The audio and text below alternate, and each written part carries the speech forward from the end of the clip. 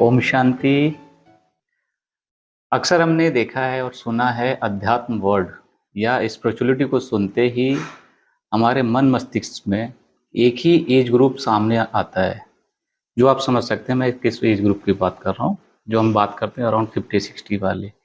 लेकिन आजकल हमने ये भी देखा है कि कुछ युवा स्पिरिचुअलिटी यानी कि अध्यात्म को बहुत गंभीरता से ले रहे हैं और उस पे अमल भी कर रहे हैं, अपने जीवन में धारण भी कर रहे हैं।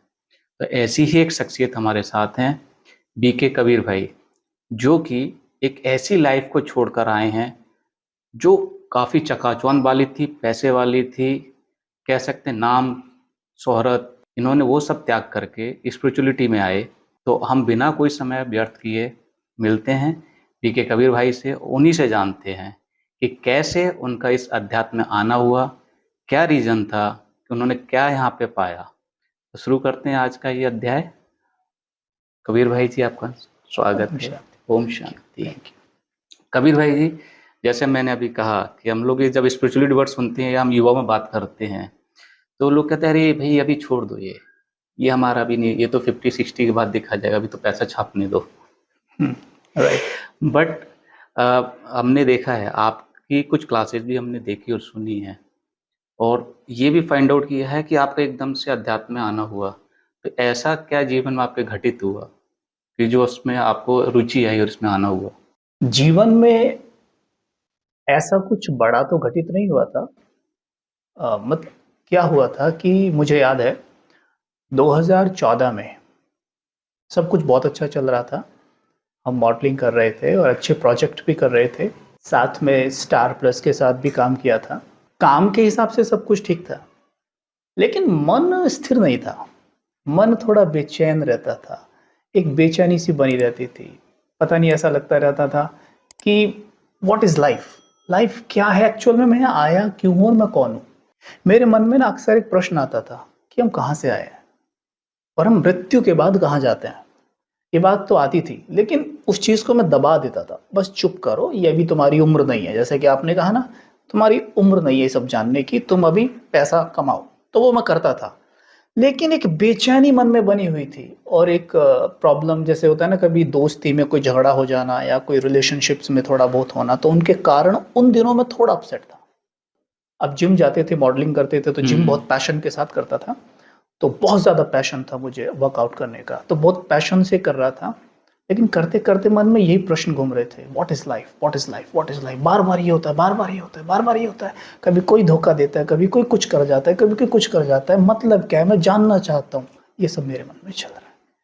और तभी मेरे मन में बार बार चल रहा है कि बाहर निकलो, बाहर निकलो, बाहर निकलो यहाँ से। तो निकल गए बाहर। निकले तो क्या करें, बस थोड़ी देर घूमा, फिर अंदर आ गया, फिर उठा के शुरू हो गया। 2-4 बार किया, फिर पटक दिया कि नहीं नहीं बाहर निकलो। फिर बाहर निकला, क्या करूं निकल के, यही मन में क्वेश्चन चल रहे हैं। फिर अंदर आ गया, थोड़ी देर में फिर पटका, बाहर निकलो। निकल गया, देखा तो सामने बिल्कुल जिम के बिल्कुल सामने लिखा है ब्रह्मा कुमारीज राज योगा मेडिटेशन सेंटर। उस पर नज़र पड़ी, लिखा हुआ है जैसे तनाव ये सब प्रॉब्लम से जूझ रहे हैं तो मेडिटेशन सीखें, ऐसा कुछ लिखा था। मैंने कहा क्यों ना मैं चलूं अंदर, क्यों ना मैं जानूं, क्या पता मेरे प्रश्नों के उत्तर मिल जाए। और मैं ऐसे ही अंदर चला गया। अंदर गया तो एक माता जी थे वहाँ पे। मैंने बोला कि नमस्ते मैडम, मुझे मेडिटेशन सीखना है। तो उन्होंने बोला कि ओम शांति, हाँ आप यहाँ पे मेडिटेशन सीख सकते हैं, उसके लिए आपको 7 डेज कोर्स करना होगा। ठीक है, तो अपनी फ़ीस वगैरह बताइए। उन्होंने बोला नहीं नहीं नहीं, फ़ीस कुछ नहीं होती है यहाँ पर, ये निःशुल्क है। तो मेरे मुंह से तुरंत निकला वाह, ये तो बहुत अच्छी सेवा है। तो उन्होंने कहा हाँ ईश्वर कराते हैं। तो फिर उन्होंने मुझे बोला कि आप कल से आ जाइए, और हम कल वहाँ गए। तो फिर हमारा कोर्स शुरू हुआ, और जैसे कोर्स शुरू हुआ तो आंखें सी खुल गई। पहले दिन ये पता चला ना कि आप ये बॉडी नहीं हो, you are not that body. इस बॉडी के अंदर बैठी एक ऊर्जा है, एक शक्ति है, एक रूह है, एक आत्मा है, इस पूरे शरीर को चला रही है। ये पता चला कि मतलब मैं ये नहीं हूँ। मैं तो खुद को ये समझता था, खुद को सजाने में लगा रहता था, मैं ये नहीं हूँ। तो मैं कौन हूँ? मतलब मैं एक आत्मा हूँ, मैं एक ऊर्जा हूँ, मैं एक शक्ति हूँ, मैं एक प्रकाश हूँ। वाह वंडरफुल। और जब पता चला कि सोल कैसे बना हुआ है, जैसा शरीर का पता हुआ है 5 तत्वों से बना हुआ है, अच्छा, सोल का पता चला कि वो ज्ञान, पवित्रता, सुख, शांति, प्रेम, आनंद, शक्ति से बना हुआ है। ओह! मतलब ये इनसे बना हुआ है, मतलब ये इसके अंदर हैं, मतलब मैं हूँ ही शांत स्वरूप। बहुत अच्छा लगा। बाहर आते ही पहले दिन ही मेरा एक फ्रेंड था, मॉडल फ्रेंड, मुस्लिम था वो। उसको आते ही सुनाना शुरू कर दिया, उसे बहुत अच्छा लगा। कह रहा, कबीर भाई ये तो वास्तव में बहुत ही लॉजिकल बातें हैं, मैं भी चलूँगा कल से। तो उसने भी फिर कोर्स किया। तो इस तरह से हम ये ज्ञान में आए, यानी ज्ञान हमें प्राप्त हुआ और उसके बाद धीरे-धीरे आगे बढ़ना शुरू किया। भाई जी, जब आपका ज्ञान में पदार्पण हुआ तो आपको बहुत सारी समस्याओं का भी सामना करना पड़ा होगा, समाज का, परिवार का, दोस्तों का। वो आपने कैसे टैकल किया? एक्चुअल में क्या है कि गया तो मैं मेडिटेशन सीखने था, और जब मैंने मेडिटेशन सीखा तो मुझे अपने जीवन में ना बहुत बड़े परिवर्तन अनुभव हुए। जैसे कि मुझे स्थिरता अनुभव हुई, मन में शांति अनुभव हुई। मैं जो ऑब्जेक्ट्स में, गाड़ी में, बंगलों में, महंगे सोफे में, टीवी में, मोबाइल में खुशी ढूंढता था। जैसे मेरे पास पहले मोबाइल होता था, मैं हमेशा सोचता था अब वो मार्केट में मोबाइल आया है, मेरे को ना वो लेना है, लेटेस्ट लेना मेरे को वो लेना है, बस उसके चक्कर में मेरा फोकस हमेशा उस पर रहता था। और जो मेरे हाथ में है मैं उसका कभी आनंद नहीं ले पाता था, मतलब उसको मैं इंजॉय नहीं कर पाता था। ऐसी बहुत सारी चीज़ें मेरे मन में चलती रहती थी हर चीज़ को लेके। लेकिन जब स्पिरिचुअलिटी से मुझे परिचय मिला तो समझ में आया सुख अंदर है। मतलब सोल का नेचर है सुख, वो अंदर भरा पड़ा है, हम उसे आप खोज इसे नहीं बाहर पाते। ढूंढ रहे हैं। अगर मोबाइल में वास्तव में सुख होता तो जो मोबाइल आपके हाथ में है उसने आपको सुखी क्यों नहीं कर दिया फिर? करेक्ट। बात समझ में आई? हाँ, मतलब सुख अंदर है। क्योंकि ऐसा तो नहीं है कि अगर ऑब्जेक्ट से सुख मिलता है तो हर अमीर बहुत सुखी होता, हर गरीब बहुत दुखी होता। पर ऐसा तो नहीं है। अमीर भी डिप्रेशन की गोलियां खा रहे हैं, इवन गरीब से ज्यादा ही खा रहे हैं, है ना? करेक्ट है। अ, तो पता चला कि सुख अंदर है। तो मुझे ये समझ में आया कि इसे तो नहीं छोड़ना है। कहते हैं ना, वो चीज़ मेरे मुख को छू गई, वो टेस्ट, इसे नहीं छोड़ना है। तो क्या हुआ, आपने अच्छा प्रश्न किया, क्योंकि मॉडलिंग फील्ड था। अगर कोई और फील्ड होता तो मैनेज हो जाता है। मॉडलिंग फील्ड था, एकदम इम्प्योरिटी की लाइफ, राइट। ये एकदम प्योरिटी की प्योरिटी है। लाइफ। और ये जब ज्ञान मुझे मिला तो मैं तो प्योरिटी की तरफ आकर्षित हुआ था ना, मैं प्योरिटी से बहुत प्रभावित हुआ था। और ये प्योरिटी देखते ही, जैसे मैंने वहाँ पे निमित्त बहन और भाइयों के चेहरे पे जो प्योरिटी देखी, मैं उससे प्रभावित हुआ। मेरे मन में हुआ मुझे ऐसा बनना है। अब वहाँ आप कार्य क्षेत्र पर जाते हैं तो वहाँ तो आप जानते हैं मॉडल्स को क्या क्या करना पड़ता है। तो मेरा अंतर्मन मुझे बार बार कहता रहता, this is not for you, this is not for you. तो क्या करूँ फिर? अब मैं क्या थोड़ा सा मूझने लग गया, क्योंकि अर्जुन नहीं अभिमन्यु वाली बात है ये, कि आधा अधूरा ज्ञान है ना, तो बैलेंस नहीं कर पा रहा हूँ। ठीक है, चक्रव्यूह में फंसने वाली बात हो गई है ये। तो दोनों तरफ ऐसे लग रहा है कि दोनों बिल्कुल एक दूसरे के विपरीत हैं। अब क्या किया जाए? तो मैंने क्या किया, ये सब नॉनवेज वगैरह, ये सब जो भी मॉडल्स वगैरह हम लेते थे, अल्कोहल या जो भी, ये सब से दूर जाने लग गया अपने आप ही। मैंने ऐसा कुछ किया नहीं, जाने लग गया अपने आप ही। तो खान पान चेंज होने से बॉडी पे एकदम चेंज आता है, और चेहरे पे क्या हुआ, थोड़ी मासूमियत आने लग गई। अच्छा। पहले ईगो दिखती थी, मॉडल्स वाला एटीट्यूड, एकदम अहंकारी। तो वो कैमरा मांगता है। मॉडल्स में अहंकार है तो मतलब he is very good model. अब वो तो नहीं रहा, कम होने लग गया, कैमरा कैच कर रहा है।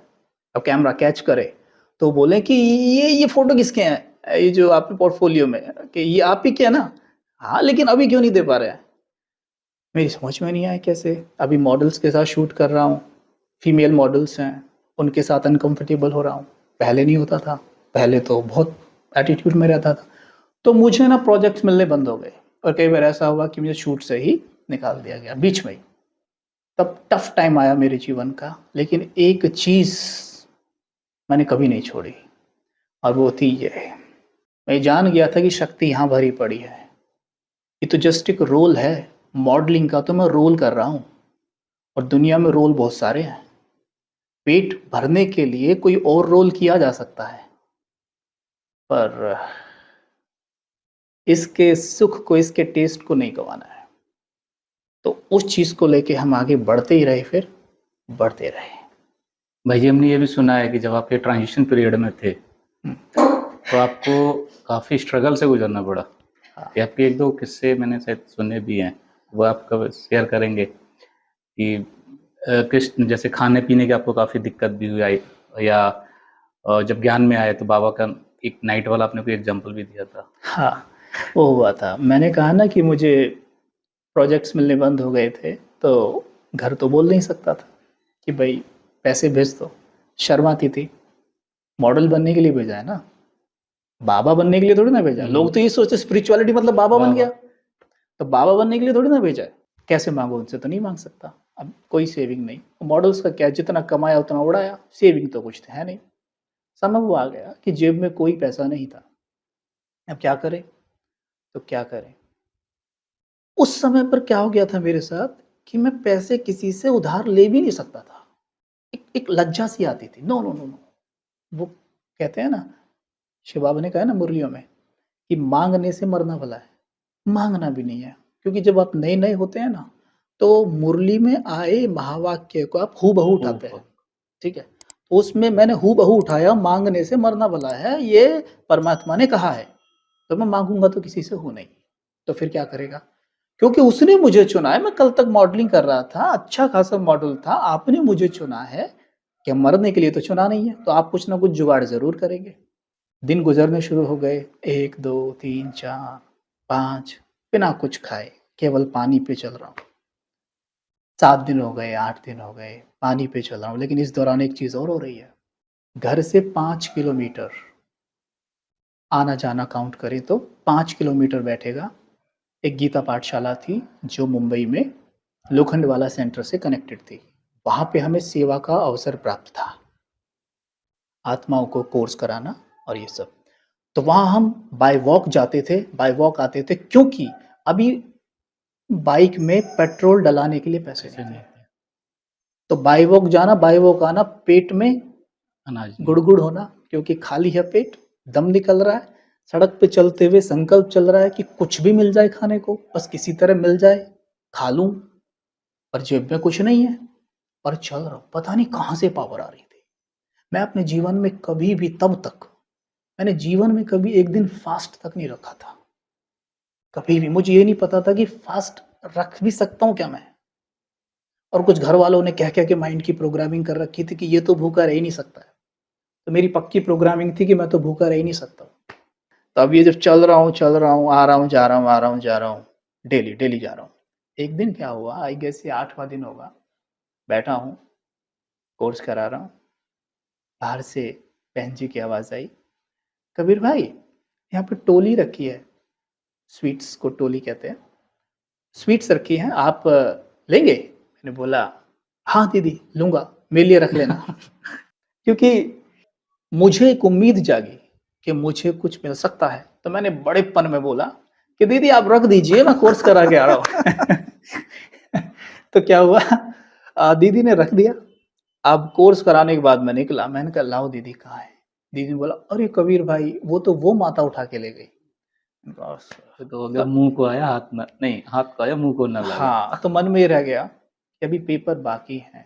पर पता है ना भाई साहब क्या हो रहा था मेरे साथ, क्योंकि अज्ञान काल में हमने खान-पान बहुत अशुद्ध लिया था, नॉन-वेज वगैरह। तो अंतर मन में एक आवाज़ गूंज रही थी कि तुमने बहुत पाप किया। इस तरह से चुकतू हो जाए तो बहुत अच्छा है, तो तू लाइट हो जाएगा ना। तो हुँ, इसलिए मन सहन करने के लिए तैयार था। आ रहा हूँ, जा रहा हूँ, मन में एक आवाज़ गूंज रही है, बच्चे मैं तुझे कुछ नहीं होने दूँगा। निरंतर, बिल्कुल सटीकता से, मैं तुझे कुछ नहीं होने दूँगा। ये डर नहीं था बिल्कुल भी कि बॉडी खराब हो जाएगी या डेथ हो जाएगी, कुछ नहीं। मैंने तुझे मरने के लिए नहीं चुना है, तू एकदम बेफ़िक्र रह। आ रहा हूँ, रोज़ जा रहा हूँ। ऐसे करते-करते 14 दिन हो गए। जब 14 दिन हुए, 14वाँ दिन जब मैं घर पहुँचा कोर्स करा के, रूम में जैसे ही प्रवेश किया, अकेला रहता था रूम में। जैसे ही अंदर गया तो मुझे ना थोड़े चक्कर अनुभव हो गए, कि चक्कर से आने लग गए और हम ना फर्श पे गिरने लगे। वो समय मैं कभी नहीं भूल सकता, जब मैं फर्श पे गिरा, क्योंकि मैं बहुत साइंटिफिक, बहुत लॉजिकल चीज़ें सोचता हूँ और मैं बिलीव करता हूँ। तो मैंने सुना तो था लोगों के मुख से बहुत अनुभव उनके, पर मैं बिलीव नहीं करता था। मैंने ये विश्वास भी तब करना शुरू किया कि वास्तव में परमात्मा पढ़ाता है जब मैंने मुरलियों को पढ़ना आरंभ किया। जब मैंने महावाक्य पढ़े तो मुझे समझ में आया कि ये मनुष्य नहीं बोल सकता, मनुष्य बोल ही नहीं सकता। तब मुझे विश्वास होने लगा कि हाँ, ये ईश्वर ही पढ़ा रहा है। ये मैं अपने अनुभव से कहता हूँ, ये पूरी तरीके से सबको क्लियर हो।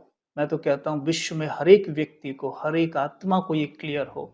उसे थोड़ा भी डाउट हो ना ज्ञान पे, एक बार किसी के कहे पे ना चले, खुद आए और एक बार 7 डेज कोर्स करके देख ले, परमात्म महावाक्य पढ़ के देख ले और अपने अंतर मन से बात पूछ के देख ले कि क्या ये कोई मनुष्य बोल रहा है या ईश्वर बोल रहा है।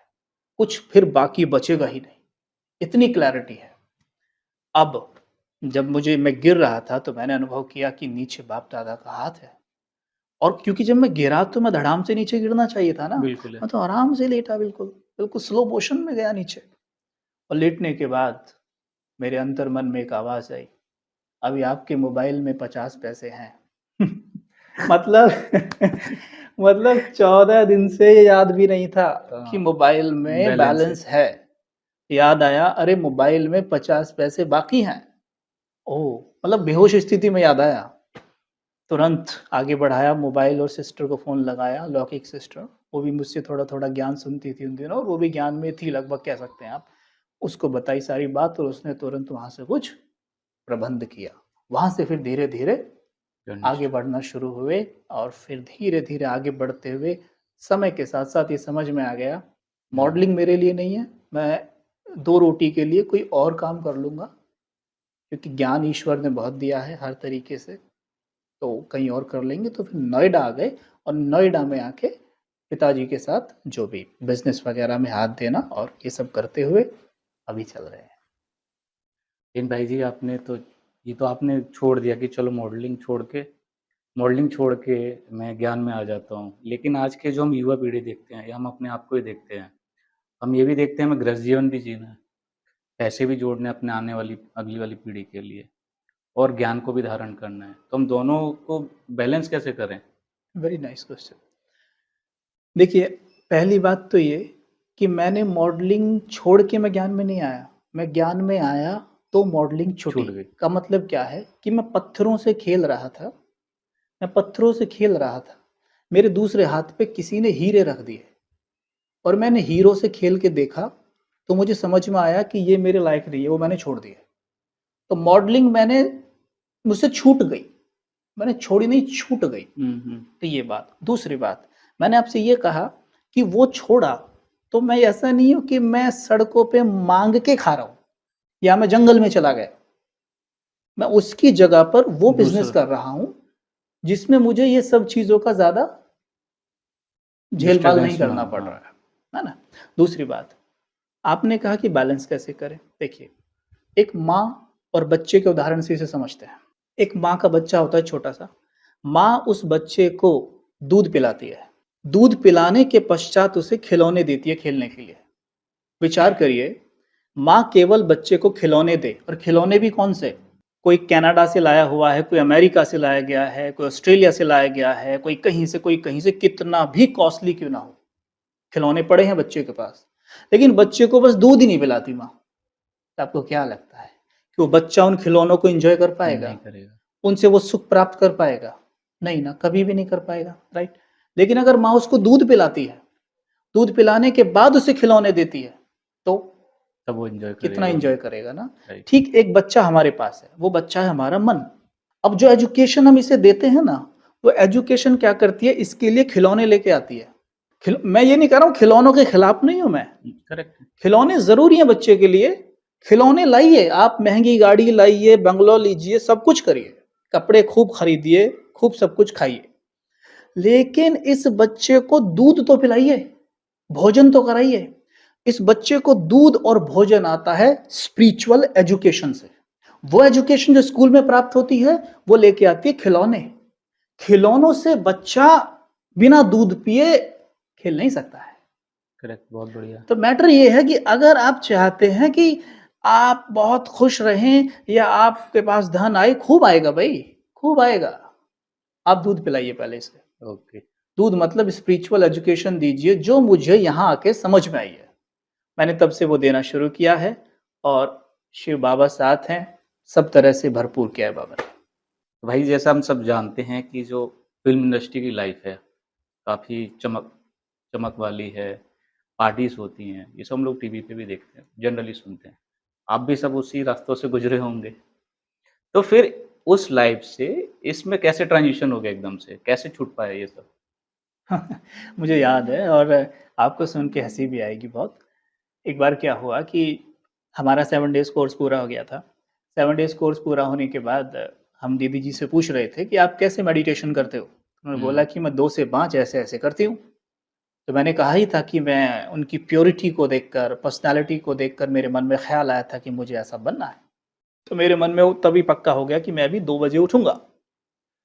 अब उस दिन क्या हो रहा है, अभी 7 डेज़ तो कोर्स हुआ ही है, तो स रूटीन तो सेम वही है ना। तो मैं अपने फ्रेंड्स के साथ हमारे घर पे रूम पे यानी फ्लैट पे पार्टी चल रही थी। पार्टी में क्या हो रहा था, अब सब कुछ खाना-पीना चल रहा था, ड्रिंक कर रहे थे सब कुछ। करते-करते रात के 1 बज गए। 1 बजने के बाद सब उठ के जाने लग गए। मैं भी इंतज़ार कर रहा हूँ ये कब उठ के जाएँ, चल दिए। जब गए घर खाली हो गया पूरा। तो मेरे मन में ये कि सोना नहीं है, 2 हुँ, बजे से अमृत वेला करना है। फुली आप ड्रंक हैं और आपको होश नहीं है। आप घड़ी की तरफ देखते हैं और कहते हैं कि अभी तो 1 घंटा बाकी है, तो क्या किया जाए? सोना है नहीं, तो क्या करें? सोफ़े पे बैठो इंतज़ार करो 2 बजने का।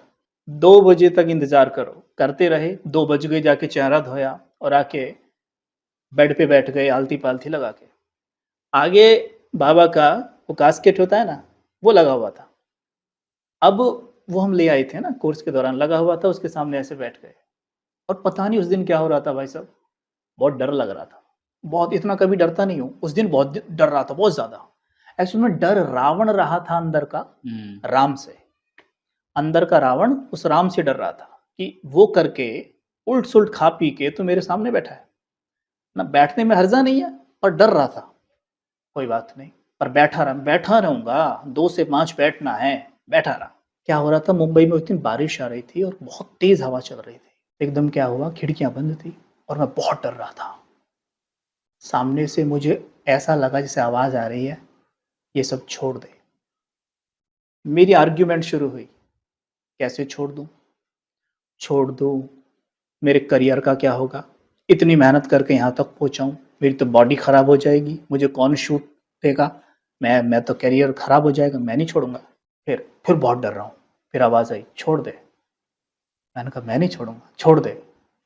ये चल रहा है, तभी क्या हुआ, एकदम धड़ाम से खिड़की खुली बहुत ज़ोर से। खिड़की खुली हवा के झोंके से ज़ोर से, बाबा का कास्केट दीवार पे उतर के नीचे गिरा धड़ाम से और मैं डर के मारे बेड से कूद के नीचे धड़ाम से और नीचे कूदते ही मैंने कहा छोड़ दिया, छोड़ दिया, छोड़ दिया, सब छोड़ दिया, आज से कुछ नहीं करूँगा, छोड़ दिया अब नहीं करूँगा।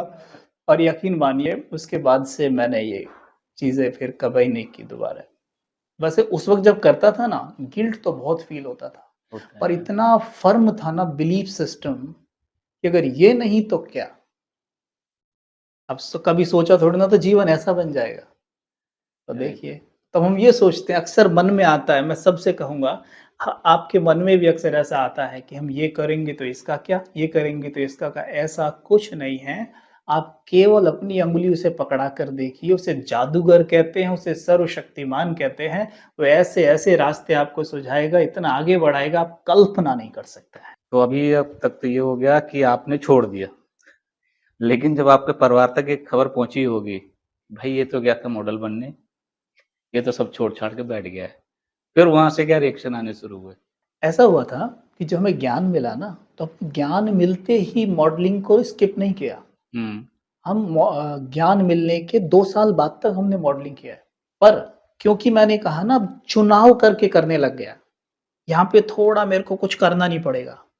यहाँ पे मेरा खान-पान के साथ भी चैलेंज नहीं आएगा। जैसे मुझे याद है कि एक टीवी ऐड हम कर रहे थे, तो हमें अपना वेट इंतज़ार करते-करते अपनी टर्न का सवेरे से शाम हो गया, रात्रि होने को आई। बहुत ज़ोर से भूख लगी थी और वहाँ पे तो खाने की कोई कमी नहीं होती शूट पे। तरह तरह के भोजन बनाते हैं वो लोग, लेकिन हमने बिल्कुल भी जीभ पे नहीं रखा, बिल्कुल भी नहीं छुआ, क्योंकि जैसा कि यहाँ पे सिखाया जाता है कि जैसा अन्न वैसा मन। वैसा मन। ठीक, आप जैसा अन्न का सेवन करेंगे वैसा मन बन जाएगा आपका। इसलिए भोजन तो मंदिर में भी बनता है, भोजन वो माँ के हाथ से बनता है, भोजन वो रेस्टोरेंट में भी बनता है, होता तो वही चीज़ सारी यूज़ है, पर आप तीनों के अनुभव अलग-अलग करते हैं, अलग-अलग, है ना? क्योंकि उसमें वाइब्रेशंस अलग-अलग हो जाते अलग-अलग। हैं। तो वहाँ जो शूट पे बन रहा है उसका क्या वाइब्रेशन था वो तो आपसे छिपा हुआ नहीं हो सकता। तो हमने वो नहीं छुआ, उसमें प्याज़ लहसुन भी थे और प्याज़ लहसुन तो स्ट्रिक्टली अगर आप मेडिटेटिव लाइफ़ जीना चाहते हैं, इट्स नॉट फॉर यू, क्योंकि प्याज़ लहसुन क्या है आपके वेग को बढ़ाते हैं, विकारों राइट, के वेग को बढ़ाते हैं। तो आपका तो जो ब्रेन है वो ब्रेन सेल्स जो ब्रेन न्यूरॉन्स होते हैं, एक न्यूरॉन दूसरे न्यूरॉन को रिस्पॉन्ड करने में थोड़ा हैवी फ़ील करता है। तो उससे क्या आपका जो ब्रेन है वो हैवी होने लगता है प्याज़ लहसुन खाने से, और हैवी होने से क्या होता है कि आप जब मेडिटेट करने बैठेंगे, ऐसा कोई पाप नहीं है प्याज़ लहसुन खाना, कोई पाप नहीं है, हाँ, कोई धर्म भ्रष्ट नहीं कर दिया आपने। लेकिन हमें क्या होगा कि हम जब मेडिटेशन करने बैठेंगे, हमारा मेडिटेशन हो ही नहीं पाएगा, इतना हैवी फ़ील होता रहेगा। इसलिए प्याज़ लहसुन वो किसी और के लिए नहीं छोड़ते हम, अपने अपने लिए ही छोड़ते हैं। मेडिटेशन के लिए। हाँ, तो हमने वो भोजन नहीं किया। ऐसे ही बहुत सारी चीज़ें हमारे साथ होती गई। हम चुनाव कर के कर रहे थे। 2 साल तक हमने मैनेज किया। फिर उसके बाद समझ में आ गया कि मैं कर क्यों रहा हूँ? मैं ये कर क्यों रहा हूँ मॉडलिंग? कर क्यों रहा हूँ? मैं इससे तो अच्छा जितना एनर्जी यहाँ डाल रहा हूँ, इससे कम एनर्जी में कोई और कार्य कर सकता हूँ। और बाकी एनर्जी, क्योंकि मेरे अंदर ना एक चीज़ बहुत थी, जब मुझे ज्ञान मिला तो मुझे इतना अच्छा लगा ये ज्ञान, इतना अच्छा लगा जैसे कि आप कोई नई टी-शर्ट खरीद के ले आओ या नया मोबाइल खरीद के ले आओ बहुत और वो बहुत बहुत ही अच्छा हो, तो आप किसी को बताए बिना बाज़ नहीं आएँगे। बिल्कुल, मेरे साथ भी होता था, मैं बताए बिना बाज़ नहीं आता, और जब मैं बताता ना, तो मैं देखता हूँ उनके चेहरे पे एक चमक आ रही है। वो अच्छा फ़ील कर रहे हैं। मुझे ये बड़ा सुकून देता था कि उनके चेहरे पे स्माइल आ रही है। तो मुझे लगता था कि क्यों ना मैं ये बात सबको बताऊँ। सब तो मैं सोच रहा था कि जितना एनर्जी मैं इसमें दे रहा हूँ, ये एनर्जी मैं लोगों को बताने में दूँ, तो कितना अच्छा रहेगा। मैंने कहा लोगों को ना आज मॉडल की ज़रूरत नहीं है, शायद एक ऐसे मॉडल की ज़रूरत है, जो उन्हें स्पिरिचुअली धारणा युक्त होकर, अपने अंदर धारण करके अगर कुछ बताए, कोई युवा अगर ये काम करे, तो उसका बहुत अच्छा असर पड़ सकता है, और वो पड़ भी रहा था। अब बात उस पे आते हैं कि परिवार का क्या रिएक्शन था। तो ये करते हुए मॉडलिंग तो हम कर ही रहे थे, और हमें जैसे ज्ञान मिला तो हमने आपको बताया कि हम रोक नहीं पाए खुद को बताने में, तो हमने सिस्टर को, माता-पिता को, भाई को, सबको बताया। सबसे ज़्यादा डर हमारे बड़े भाई को ही था, ये तो बाबा बन जाएगा। हाँ, ये हुँ, बाबा बन जाएगा, ठीक है। और किसी को नहीं था ऐसा कुछ, कि ये तो बाबा, उसे लगता था कि मतलब स्पिरिचुअलिटी मतलब बाबा बन बाबा जाना। ये सबसे बड़ा मिथ है लोगों का। राइट, ये सबसे बड़ा मिथ है कि आपको स्पिरिचुअल तब होना है जब आप बूढ़े हो जाओ। ये बताइए आप मुझे, स्पिरिचुअलिटी शब्द बना है स्पिरिट से, और राइट, स्पिरिट का मतलब होता है रूह, आत्मा। यानी कि जो व्यक्ति खुद का ज्ञान रखता है, अपने बारे में जानता है कि मैं कौन हूं, मेरी शक्तियां क्या हैं, वो स्पिरिचुअल है। तो मुझे ये बताइए, खुद के बारे में जानना बुढ़ापा होना चाहिए या बचपन होना चाहिए? बचपन से ही क्योंकि जो चीज़ आप बचपन से आप पढ़ेंगे, वो आपकी ताउम्र आपके साथ जाएगी। अगर ये स्पिरिचुअल एजुकेशन बच्चे को बचपन में दे दी जाए, तो उसकी जवानी और बुढ़ापा कैसा होगा, और वो समाज के लिए कितना कुछ कर जाएगा। पर हमारे माइंड की प्रोग्रामिंग है 60 जब लगी लाठ, तब ये करना है आपने, राइट? तो ये तो अब वो लाठ, उसको लाठ लग गई है, वो खुद ढंग से चल नहीं पा रहा है, तो स्पिरिचुअल होकर भी समाज के लिए क्या कर पाएगा वो? लेकिन अगर ये एक युवा को, एक बच्चे को मिल जाए, तो क्या कर डालेगा। कहा था ना कि स्पिरिचुअल एजुकेशन मन को भोजन और दूध देती है, और एजुकेशन खिलौने देती है, दोनों जरूरी है। लेकिन अगर स्पिरिचुअल एजुकेशन नहीं दी, सिर्फ एजुकेशन दी, तो आज वो हाल होगा जो हो रहा है। हुँ, WHO ने बोला है कि भारत डिप्रेशन की लिस्ट में नंबर 1 है विश्व में, और हैप्पीनेस इंडेक्स हमारे देश का 126वें नंबर पे है। अभी आया था रिसेंट में। हाँ, 136 देशों के सर्वे में पाया कि 126वें नंबर पे हमारा देश है हैप्पीनेस इंडेक्स में। तो ये क्यों हुआ फिर? अगर 60 लाख के बाद ही आप ये ज्ञान लेंगे, तो यही होगा तो ना फिर वैसे तो। होगा। ये बच्चों को दीजिए, फिर देखिए क्या होता है। लेकिन माइंड की प्रोग्रामिंग है। हम आपको स्पष्ट बताना चाहें कि जब मॉडलिंग करते थे, हमारे बहुत सारे कज़िन ब्रदर्स हमारे खुद के बड़े भाई और बहुत सारे लोग हमारा बड़ा सम्मान करते थे, यानी कहीं रिगार्ड रखते थे। लेकिन जब हमने ज्ञान लिया ना थोड़ा-सा, तो सबसे पहले इंसल्ट करने वाले वही थे, अपमानित करने वाले वही थे, ठीक? अब ऐसा नहीं है, क्योंकि अब वो समझ गए हैं कि भई देखो, यहाँ भी उन्होंने प्रूव कर ही दिया है कि ये मार्ग अच्छा है। क्योंकि जीवन जब देखते हैं ना, वर्षों से देख रहे हैं तो अब तो इसमें भी उनके मन में रिगार्ड आने लगा है, लेकिन बड़ी मेहनत करवाई है। कहते हैं जब बदलाव आता है तो स्ट्रगल तो करना पड़ता है। बड़ी मेहनत करवाई है, तो ये है। तो परिवार का रिएक्शन सही नहीं था शुरू में, माताजी को थोड़ा डर था, पिताजी को भी था तो मुझे लगता है सभी को था डर। लेकिन जब धीरे-धीरे हम उनसे मिले पर्सनली मिल के जब थोड़ा साइंटिफिकली बातें समझाने का प्रयास किया, तो समझ में आया कि ये बाबा जी बनने वाला ज्ञान नहीं है, ये तो जीवन बदलने वाला ज्ञान है। और फिर धीरे-धीरे क्या हुआ कि एक दिन हम क्या करते थे, सबसे पहले माताजी को ज्ञान सुनाते थे।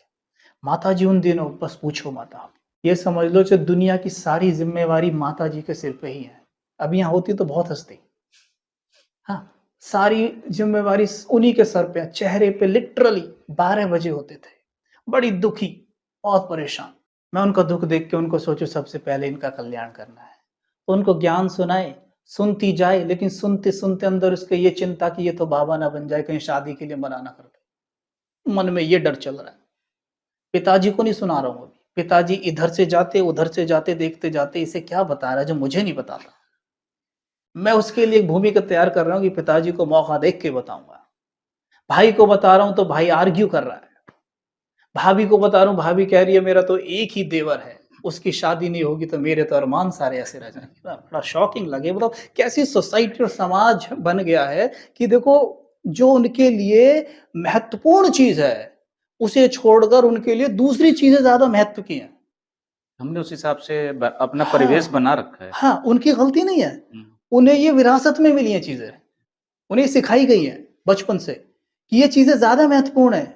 शादी, ब्याह, बच्चे, मैं फिर कह रहा हूँ, ये खिलौने हैं, ये सेकेंडरी हैं, प्रायोरिटी यहाँ है।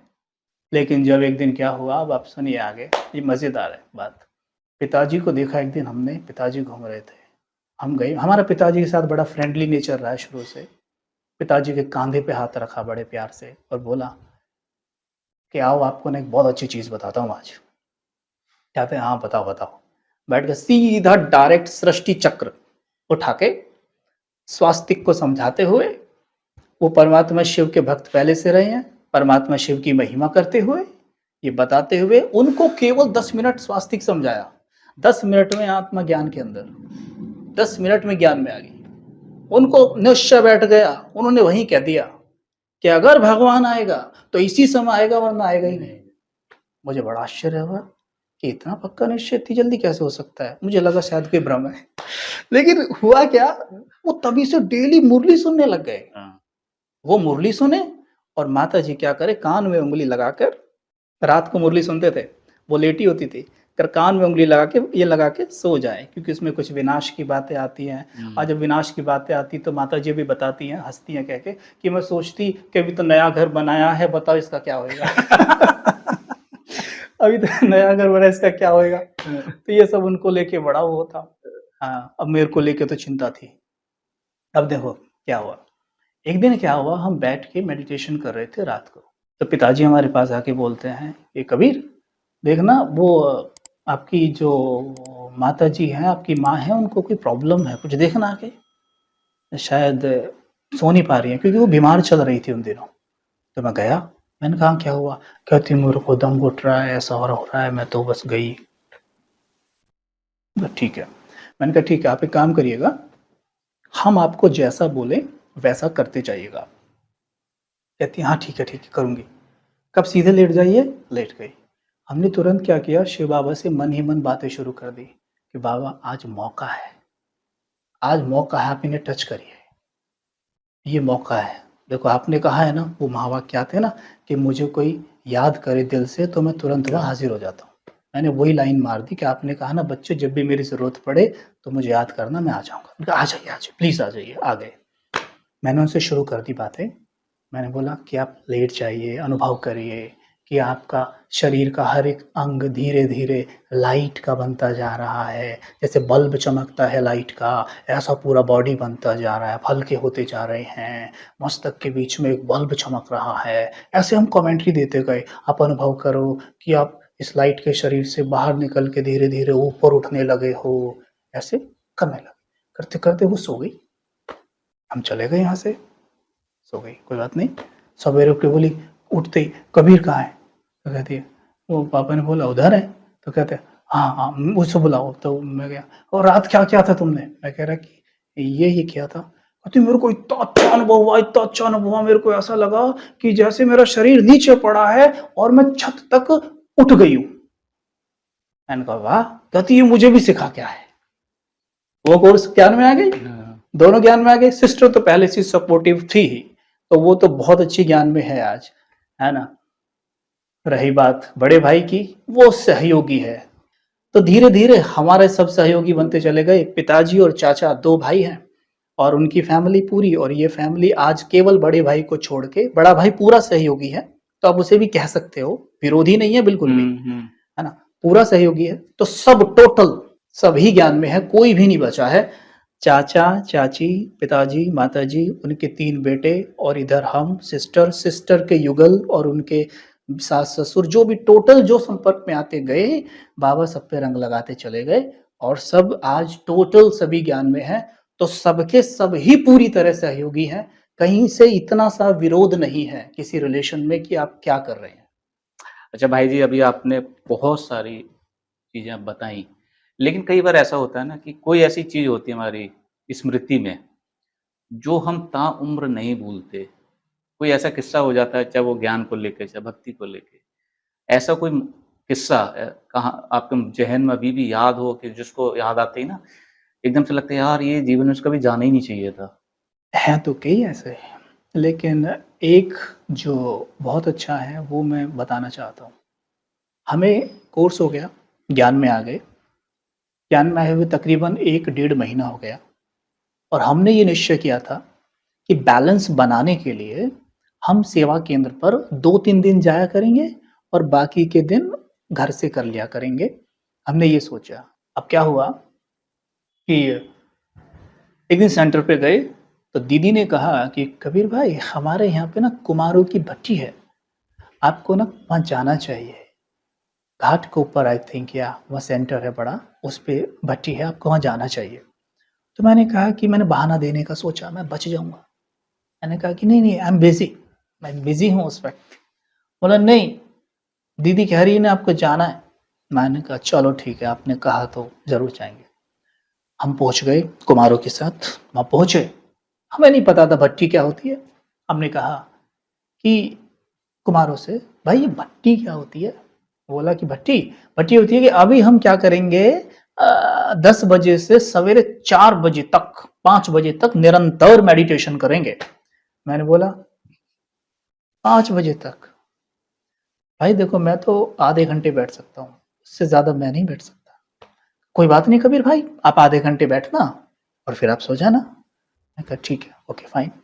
जाके बैठ गए। अब लज्जा तो आई ना वहाँ से उठने में, कैसे उठ जाऊँ? और हॉल इतना अच्छा, लाइट इतनी अच्छी, वाइब्रेशन इतने अच्छे, क्यों उठूँ?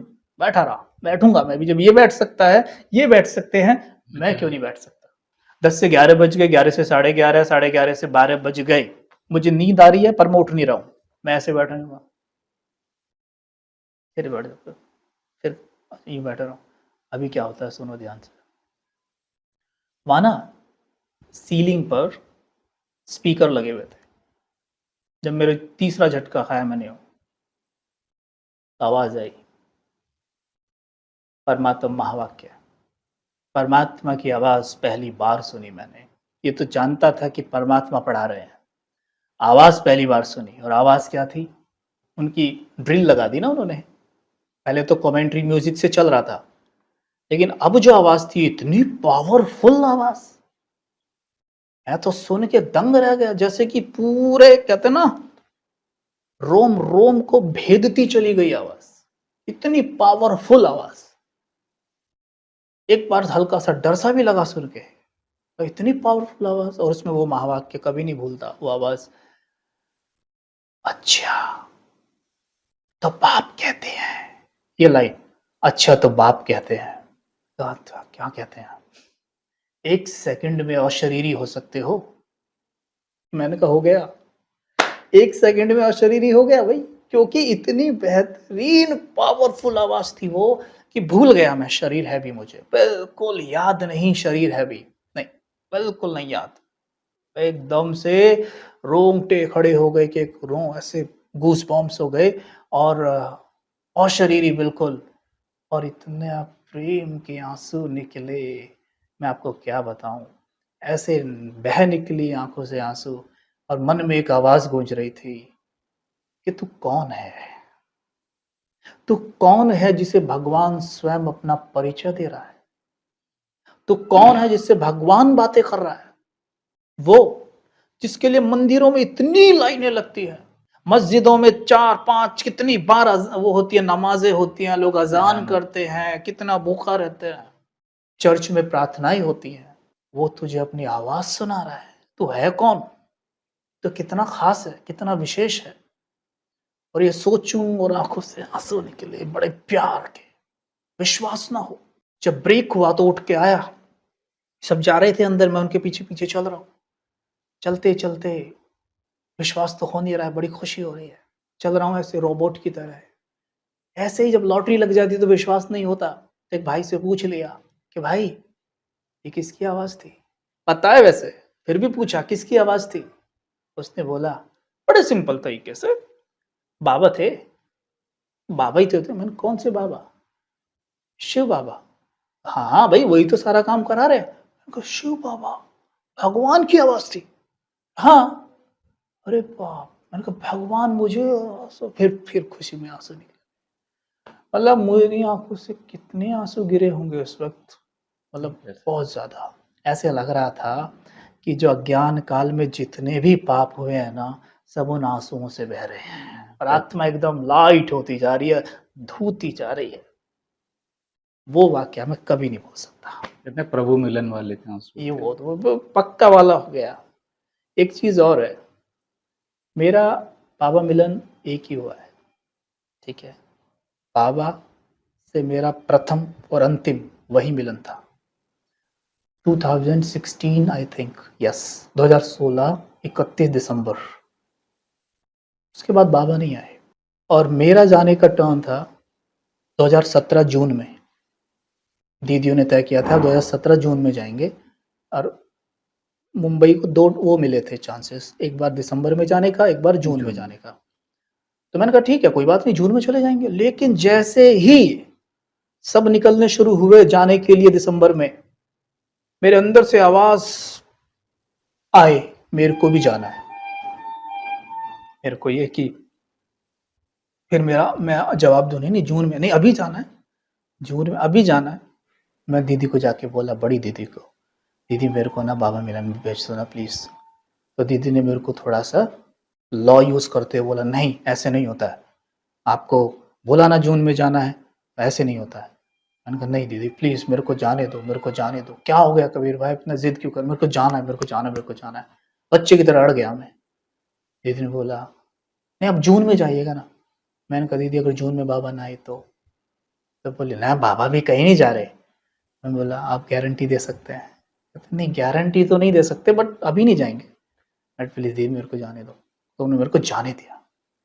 अब यकीन मानो उसके बाद बाबा नहीं आए, जून में बाबा नहीं आए। वहां से आपको इंडिकेशन अगर मैं ना जाता ना तब, तो मेरा बाबा मिलन कभी ना होता। तो ये अनुभव कुछ ऐसे हैं जो स्मृति में रह जाते हैं। अच्छा भाई जी, अभी आपने बाप दादा मिलन की बात की है, क्वेश्चन वहां से भी निकलता है, अभी भी बाप दादा मिलन होता है? और आपने कहा वो लास्ट आए थे, तो जो हम जैसे लोग नए ज्ञान में जुड़े हैं, क्या वो बाकी में उनको महसूस कर सकते हैं बाबा को, अव्यक्त मिलन जो भी हो रहे हैं उनमें? आप अपने अनुभव से पूछो, आपने किया है ना अनुभव। जब आप जाते हैं अभी भी बाबा मिलन में, जानते हैं कि साकार में बाबा नहीं आ रहा है, उसके बावजूद भी आपको वही अनुभव होता होगा कि बाबा वहां है, तो बस है। बाबा अपना काम कर रहा है ना। बाबा ने कहा कि जब तक संपूर्ण विनाश नहीं हो नहीं हो जाएगा जाएगा। तब तक मैं यहाँ हूँ। ठीक है, केवल तन का आधार इसलिए नहीं ले रहा हूँ क्योंकि ज्ञान सुनाने को मेरे पास अब है नहीं, ज्ञान मैं पूरा दे चुका हूँ, तुमने उसको रिवाइज करना है। उसके अलावा क्योंकि मेरी बोलने की जरूरत नहीं है तो तन यूज नहीं कर रहा, बाकी और जो मेरी ड्यूटीज हैं जैसे तुमको टच करना, प्रेरित करना, मोटिवेट करना, कभी कभी अंधेरे में चले जाओ तो प्रकाश में लाना, दुखी हो तो सुख शांति का हाथ तुम्हारे सर पे रख देना, वो काम मैं अभी भी कर रहा हूँ और वो अभी भी यहाँ भी बैठे होंगे। हम बुलाते हैं वो जरूर आते हैं। तो तब तक संगम युग है, वो यहाँ है ही है और हम सब अनुभव करते हैं। डायमंड हॉल में बिल्कुल, करते हैं ना, तो बाबा सेम अनुभव कराते हैं। जिस दिन बाबा मिलन होता है ना, डायमंड हॉल में बाबा होता ही है और वो सबको अनुभव होता है। करेक्ट है। अच्छा भाई जी, आप जो है एजुकेशन विंग से भी जुड़े हुए हैं, तो एजुकेशन विंग है क्या? इसका क्या उद्देश्य है और ये समाज को कैसे प्रेरित कर रहा है? एक्चुअल में क्या है कि मैं थोड़ा सा फेर के उत्तर दे रहा हूँ। हुँ, एक ईश्वरीय खजाना टीम है जिसमें 200 सेवाधारी हैं। 200 सेवाधारियों में से एक मैं भी हूँ, जो कोऑर्डिनेट होती है रिस्पेक्टेड विशाल भाई जी के द्वारा, और जो ब्लेसिंग्स और गाइडेंस के अंदर चल रही है वो है आदरणीय करुणा भाई साहब, मृत्युंजय भाई साहब, आदरणीय जयंती दीदी जी। इनके गाइडेंस और ब्लेसिंग्स के अंडर ये टीम सेवा दे रही है। और ये टीम क्या कर रही है, विभिन्न प्रोजेक्ट्स पर काम करती है, जैसे कि तीव्र पुरुषार्थी प्रोजेक्ट, साकार मुरली प्रोजेक्ट, अव्यक्त मुरली प्रोजेक्ट, 21 डेज कोर्स प्रोजेक्ट। और ये इसके माध्यम से अब तक 4 लाख लोगों को तकरीबन कोर्स भी करा चुकी है। तो ये टीम इस तरीके से कार्य कर रही है। और ये टीम क्या है, एजुकेशन विंग की रिसर्च यूनिट है। तो विशेष मृत्युंजय भाई साहब, करुणा भाई साहब का, हमारे महारथी जो भी दादाएं हैं, दीदियां हैं, दादियां हैं, उनका विशेष ब्लेसिंग है इस टीम को। तो उसमें से मैं एक भी हूँ। तो आप कह सकते हैं एकदम डायरेक्ट नहीं, थोड़ा सा घूम के मैं एजुकेशन विंग से कनेक्ट हूँ। भाई जी, जैसा आपने बोला आपकी रिसर्च यूनिट है, तो ये कैसे आम जन तक पहुँच रही है? डिफरेंट प्लेटफॉर्म, सोशल मीडिया के प्लेटफॉर्म के माध्यम से, जैसे कि अच्छा, आप यूट्यूब पर देखेंगे।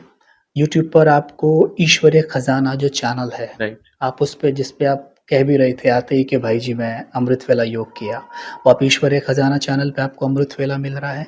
उस पर आपको सभी महारथियों की कमेंट्रीज प्राप्त होती हैं। आप देखेंगे व्हाट्सएप के माध्यम से आपको कोर्सेज अवेलेबल होते हैं। उन कोर्सेज के लिए जो हमें वीडियोस भी देनी होती है, हम यूट्यूब के माध्यम से देते हैं। तो कहने का तात्पर्य ये है कि जो सोशल मीडिया जैसे कि आपका टेलीग्राम है, हुँ, व्हाट्सएप है, यूट्यूब है, इंस्टाग्राम है, इन सब के माध्यम से, क्योंकि आजकल तो देखो किसी के पास पहुंचना हो तो मीडिया सबसे बड़ा ऑप्शन है, तो इसके माध्यम से ईश्वरीय खजाना टीम सबके पास पहुंच रही है। भाई जी आप तो ज्ञान में आ गए, जी। पूरे ब्रह्म कुमार बन गए। बट ये जो आपने कहा कि चलो मेरे माँ-बाप धीरे-धीरे बाद में आ गए, भाई भी सहयोग देते हैं, पूरा परिवार आप लगभग 15-20 लोग ज्ञान में चले गए। लेकिन मैं अभी देखता हूँ ना, जब मिलता हूँ समाज के लोगों से, जैसे ब्रह्मा कुमार वर्ड सुनते हैं ना, ब्रह्मा कुमारी सॉरी, तो कहते हैं ये तो कुमारी होगा, इसमें कुमार कहाँ से आ गए? पहला तो क्वेश्चन उनका यही उठता है। दूसरा, उनका माइंड में अभी तक सेट है कि भाई ये भाई-बहन बना देते हैं, पति-पत्नी को, परिवार तोड़ देते हैं, मूर्ति पूजा को विश्वास नहीं करते हैं। बहुत सारे नेगेटिव टाइप के क्वेश्चंस वहाँ जब आप चर्चाओं में बैठते हैं समाज में ना, एक ब्रह्मा कुमार, बीके वाला वहाँ प्रेज़ेंट हो, तो ये क्वेश्चन उन्हें घेरने लगते हैं। तो इसको आप कैसे कहेंगे? एक्चुअल में क्या है कि जब कोई भी व्यक्ति कुछ अलग हटके कर रहा होता है तो क्या होता है, ये हम सबके साथ ही होता है। सपोज करो कि मैं पूरे दिन जूसेस और फ्रूट्स पे रहता हूँ और आप क्या है दिन भर जो आ रहा है खा रहे हैं। आप जानते हैं कि हेल्दी डाइट कौन सी है जो मैंने बोली पहले, लेकिन जैसे ही मैं आपको बोलूँगा, या इवन बोलूँगा भी नहीं, मैं कर भी रहूँगा, तो भी आप पीठ पीछे से ज़रूर कहते रहेंगे पगला गया है। आप जानते हैं ना क्यों? क्योंकि वो चीज़ ना जो मैं कर रहा हूँ और जो आप कर रहे हैं, ये आपकी धारणा को चुनौती दे रही है। आप क्या करते हैं कि काम करते हैं, जो चीज़ मेरी धारणा को चुनौती दे रही है ना, इसी को बदनाम कर देता हूँ। समझे? जैसे उदाहरण के तौर पर आप देखते हैं कि कुछ लोग क्या करते हैं, आध्यात्मिकता के में 2-4 उन लोगों के उदाहरण देते हैं जिन्होंने कुछ गलत कर दिया था। 2-4 ही हैं बस, लेकिन सैकड़ों और हज़ारों ऐसे लोग हैं आध्यात्मिकता में जिन्होंने कमाल करके दिखाया है। वो उनके उदाहरण नहीं पकड़ते, वो उनके पकड़ते जिन्होंने कुछ गलत कर दिया है। आप क्रिकेट मैच देखते हैं, आप मूवीज़ देखते हैं, कोई मूवी स्टार या कोई क्रिकेट स्टार किसी गलत कार्य में फँस गया कहीं, मानो मैच फिक्सिंग में फँस गया या किसी केस में फँस गया कोई, तो क्या आप उनकी मूवीज़ देखना बंद कर देते हो? आप क्रिकेट मैच देखना बंद कर देते हो? आप एड्स देखना बंद कर देते हो जिनकी वो एड्स कर रहा है, इवन खरीदते हो, है ना? क्यों? क्योंकि वहाँ से आपको कोई प्रॉब्लम नहीं है, क्योंकि आपको कोई त्याग नहीं करना है वहाँ। लेकिन यहाँ क्या है, आप तुरंत क्यों कहते हो, अरे ये तो ऐसे होते हैं, वैसे होते हैं, क्योंकि आपको पता है कि आध्यात्मिक मार्ग में आते ही हमारे अंदर, जिसे हम एक शब्द में कहते भी हैं, अय्याशी, उसका त्याग करना पड़ेगा। तो हम सोचते हैं ये तो त्याग है ना, हम क्या करें, आध्यात्मिकता को ही बदनाम करना शुरू कर दें। We do like this. Second, आपने कहा कि बहन भाई बना देते हैं, राइट? सुनिए, पहली बात तो बड़े गर्व से कहना चाहूँगा, कुछ अच्छा ही तो कर रहे हैं भाई। बहन भाई बना रहे हैं मतलब बहन भाई बनाने को वो राखी नहीं बंधवा रहे हम। बहन भाई का मतलब एक रिश्ता, बहन भाई का रिश्ता कितना पवित्र होता है, हम रिश्ता इतना पवित्र बना रहे हैं, तो इसमें कुछ गलत तो हम कर नहीं रहे हैं। अगर हम कुछ गलत करते तो भी दुनिया विरोध करती है, और कुछ अच्छा कर रहे हैं तो इसीलिए विरोध करो कि यार मतलब हमें ना करना पड़ जाए, हमें वो चीज़ छोड़ दी ना पड़ जाए, पहली बात। दूसरी बात, बहन भाई की बात पे यार, आप डॉक्टर के पास जाते हैं, राइट? आपको बीमारी है बॉडी में, डॉक्टर के पास गए, डॉक्टर ने आपको दवा दी, दवा देने के बाद क्या बोला उन्होंने आपको कि ये लो दवा और ये परहेज है, राइट? परहेज करना आपकी चॉइस है, डॉक्टर आपके पीछे डंडा लेके नहीं खड़ा रहेगा, और दवा तो लेनी पड़ेगी ना। परहेज करना चॉइस है, लेंगे तो जल्दी ठीक हो जाएंगे। वैसे जब हमें मानसिक बीमारी है, जो कि आज सबको है, क्रोध आना, स्ट्रेस रहना, बात बात पे चिढ़ना, ये सब मानसिक बीमारियां हैं। मानसिक बीमारी की दवा लेने रूहानी सर्जन, वैद्यनाथ, परमात्मा के पास आते हैं।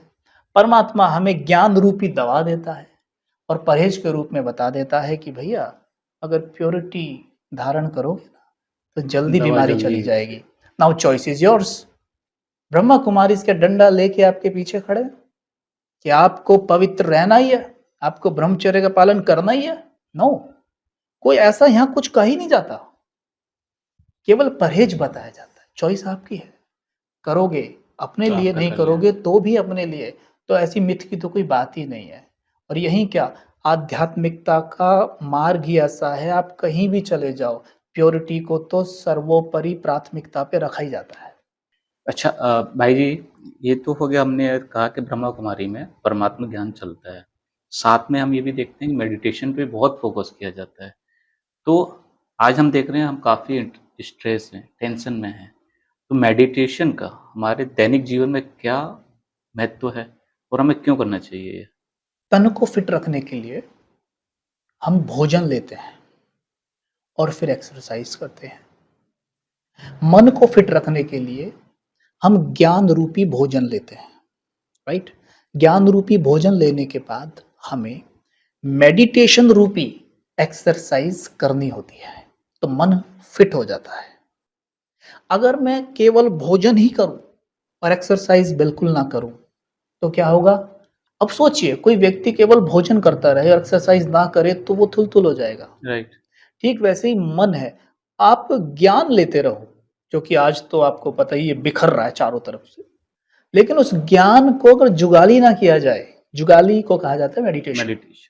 उसको जुगाली ना किया जाए तो वो कभी भी धारण नहीं हो सकता है। तो ज्ञान की कोई कमी नहीं है, ज्ञान लोगों के पास बहुत है लेकिन जीवन में नहीं है। क्यों? क्योंकि इस पे मेडिटेट नहीं करते।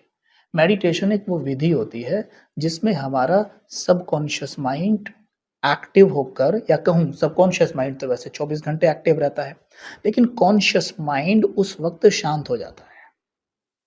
कॉन्शियस माइंड जब शांत होता है तो इस समय पर सबकॉन्शियस माइंड मेरी सारी बातों को गहराई से अंदर उतारता है। जैसे एक व्यक्ति जब गाड़ी पहली बार चलाता है तो वो कॉन्शियस माइंड से चलाता है, लेकिन जब बार बार चलाता है तो वो मैसेज सबकॉन्शियस में उतर जाता है। स्टोर हो जाता है। एक बार सबकॉन्शियस में उतर गया, सबकॉन्शियस इतना पावरफुल है कि आप देखेंगे जो गाड़ी पीछे से उस साइकिल को पिताजी पकड़ रहे थे, मैं चला रहा था, वो साइकिल सीधी नहीं चल रही थी। कभी यूं हो जाती थी, कभी यूं हो जाती थी, है ना?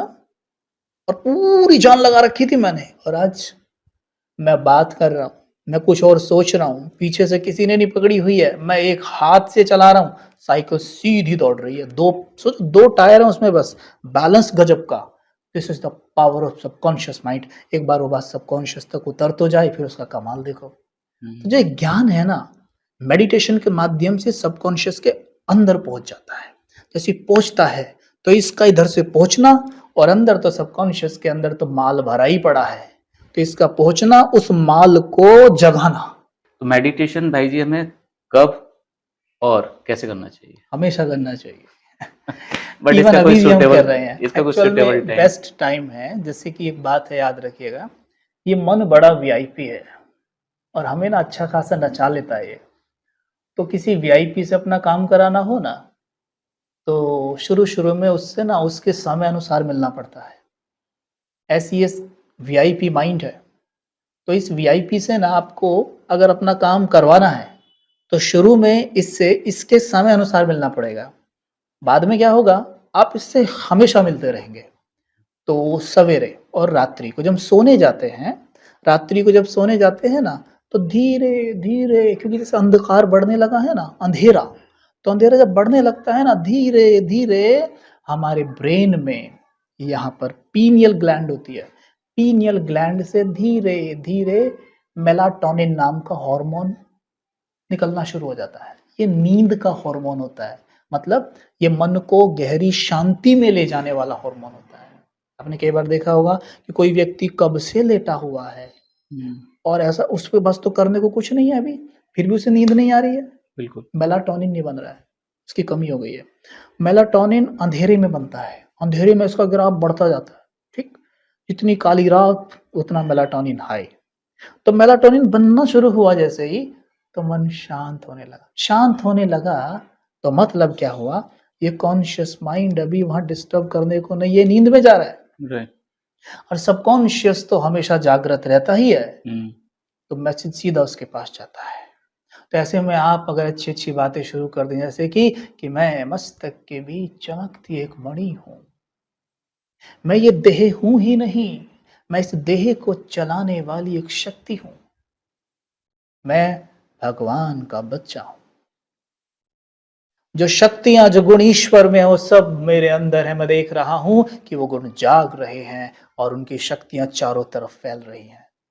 देखेंगे सबकॉन्शियस सीधा स्वीकार करेगा, अंदर जाएगा और काम शुरू हो जाएगा। लास्ट मैसेज गया, अब अंधेरा बढ़ता जा रहा है, मेलाटोनिन बढ़ता जा रहा है, तो ये कॉन्शियस माइंड तो पूरा शांत है। और जो आपने लास्ट मैसेज डाला, यानी जो बीज डाला है पृथ्वी में, वो सारी रात चलता रहेगा आपके सब बढ़ के फल देगा आपको, सारी रात काम करेगा। अब रात को सोने से पहले ये कह दो कि घुटने में दर्द है, ट्राई करके देख सकते हैं हल्की हल्की नींद में जाते जाते कि मेरा घुटना एकदम परफेक्ट है, परफेक्ट। और हल्के से विजुअलाइज कर लें, क्योंकि मन की भाषा विजुअलाइजेशन होती है।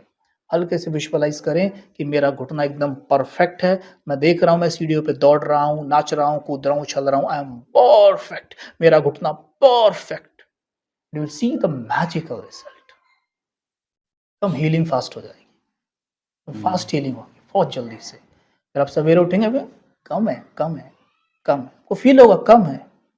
मन बड़ा अद्भुत है, इसको जो समझ गया ना, जैसे मानो, उदाहरण देता हूँ, आप किसी रेस्टोरेंट में जाइए, रेस्टोरेंट में आपने खाना खाया, बड़ा मजा आया, खा के आप उठे एकदम मस्त, बड़े खुश हैं, तभी आप देखते हैं कि एक वेटर दौड़ा दौड़ा आपके पास आता है, आगे कहता है क्या हुआ, आप भी ऐसे देख, क्या हुआ, सर सर जो दाल आपने खाई थी, आपने आपने खा ली वो दाल, हाँ खा गए, क्या दिक्कत है, अरे सर जो दाल आपने खाई थी उसमें छिपकली गिर गई थी, आपके पसीने नहीं छूट जाएंगे,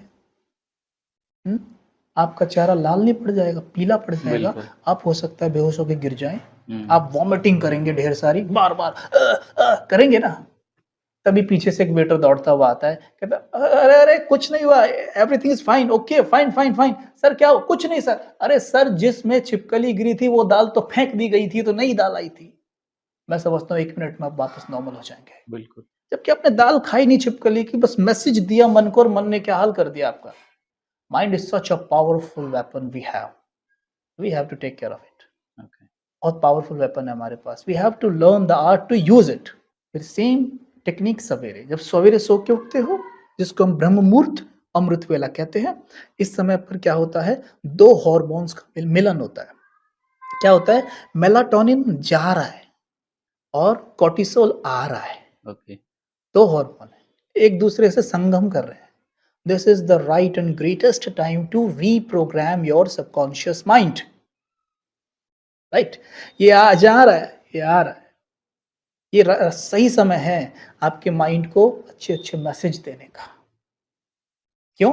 कॉर्टिसोल होता है जगाने वाला, मेलाटोनिन सुलाने वाला, यानी आप अर्ध जागृत अवस्था में हैं। और ऐसे टाइम पे आप अपने माइंड की प्रोग्रामिंग शुरू कर देंगे, करते जाएंगे करते जाएंगे करते जाएंगे, मेडिटेट करते जाएंगे, और करते करते फिर जब आपका 5 बज जाए, पौने 5 बज जाए, उठिए, कुछ स्टडी करिए, महावाक्य स्टडी करिए, बुक स्टडी करिए, और तुरंत जैसी हल्की सी धूप दिखाई दे, तुरंत जाके धूप के नीचे बैठ जाइए। जब धूप निकल के सूरज इस एंगल में होता है, तो वो सीधा का सीधा उसकी किरणें यहाँ के पड़ेंगी, और यहीं पे हमारी पीनियल ग्लैंड होती है, वो यहाँ पर जैसे ही छुएंगी सूर्य की किरणें पीनियल ग्लैंड को, तो वही ग्लैंड सीरोटोनिन नाम का हार्मोन बनाती है।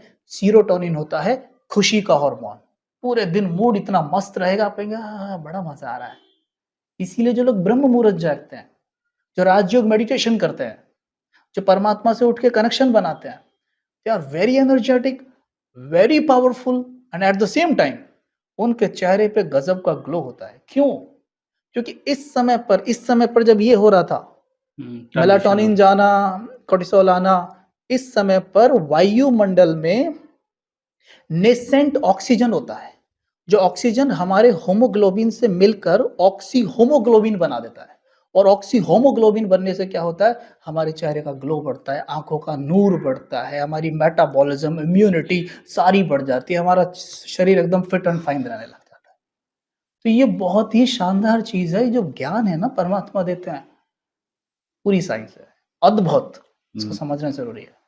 अच्छा भाई जी, मैंने आपकी कहीं एक क्लास अटेंड की थी या देखी थी, डोज वर्ड पे आपने काम किया था, ये जरा दर्शकों व्हाट इज डोज और why we need daily basis, इसको हमें क्यों चाहिए? एक्चुअल में क्या होता है, जब तन और मन में कमजोरी आती है, तो डॉक्टर क्या कहते हैं, इसको डोज चाहिए, डोज की जरूरत है, सख्त जरूरत, डोज बढ़ाइए अपनी।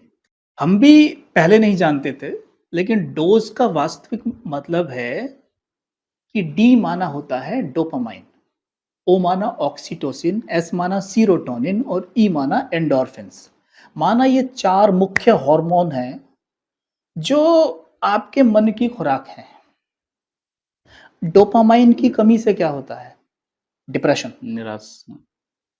डोपामाइन क्या है, सफलता का हार्मोन है। मतलब अगर मैं आपको अभी के अभी अप्रिशिएट करूं, ये यहाँ पर भाई साहब आपको अप्रिशिएट करें कि वाह भाई साहब बहुत अच्छे प्रश्न पूछते हैं आप, वेरी नाइस, वेरी गुड, बहुत बढ़िया, अच्छा लग रहा है ना, क्या हुआ है, अच्छा क्यों लग रहा है, मन को ये मैसेज मिला तू सफल हुआ, मन को मैसेज मिला कि तू सफल हुआ, सफल होते ही मन ने मैसेज ब्रेन को भेज दिया, ब्रेन ने मैसेज स्वीकार करते ही डोपामाइन क्रिएट कर दिया, डोपामाइन बढ़ना शुरू हुआ। ठीक, फिर से किसी ने कह दिया वेरी नाइस सर, फिर से बढ़ गया, फिर से बढ़ गया। लेकिन अगर अभी कोई आपसे यहाँ कह दे आप पे प्रश्न पूछने भी ढंग से नहीं आते, किसने बिठाया आपको यहाँ, ये हो जाएगा आपका नीचे गिरना, डोपामाइन नीचे आ गया ना, मन ने स्वीकार किया मैं विफल हुआ, और आज क्या है, चारों तरफ लोग आपको बातों से गिराते हैं, तो क्या है, डोपामाइन की कमी रहती है, बाहर से तो वो आपको मिलने वाला है नहीं। अपने मन को कहो, हे मेरे मन, तुम तो मास्टर ज्ञान सूर्य हो, तुम ज्ञान सूर्य के बच्चे हो। हे मेरे मन, जो शक्तियां, जो गुण, जो ज्ञान सूर्य में है, वो सब तुम्हारे पास है। मन कहेगा अच्छा वाह। और हम क्या कहते हैं मन से, मेरा मन तो लंगूर है, मेरा मन तो बंदर है, मेरा मन तो गधा है, मैं तो पागल हूँ। मतलब मैं तो पागल हूँ का मतलब क्या हुआ, मेरा मन पागल है, मेरी तो याददाश्त ऐसी है, मतलब मेरे मन की याददाश्त ऐसी है। हो मैं कितनी भुलक्कड़ हूँ, मतलब मेरा मन भुलक्कड़ है, मेरी तो किस्मत ऐसी है, मतलब मेरे मन की किस्मत ऐसी है। तो मन उसे क्या लेता है, तो ये थे बीके कबीर भाई, जिन्होंने बहुत ही सिस्टमेटिक वे में बीके के ज्ञान को भी समझाया, प्लस हमें अपने जीवन में किन धारणाओं को कैसे धारण करना है, अपने जीवन को कैसे सुधारना है, ऐसी कई सारी ज्ञान की बातें हमें बताई। तो भाई जी, आपने इतना हमें समय दिया, जनता को, पब्लिक को अपना ये ज्ञान दिया, उसके लिए बहुत बहुत शुक्रिया, धन्यवाद। ओम शांति। शांति। Thank you.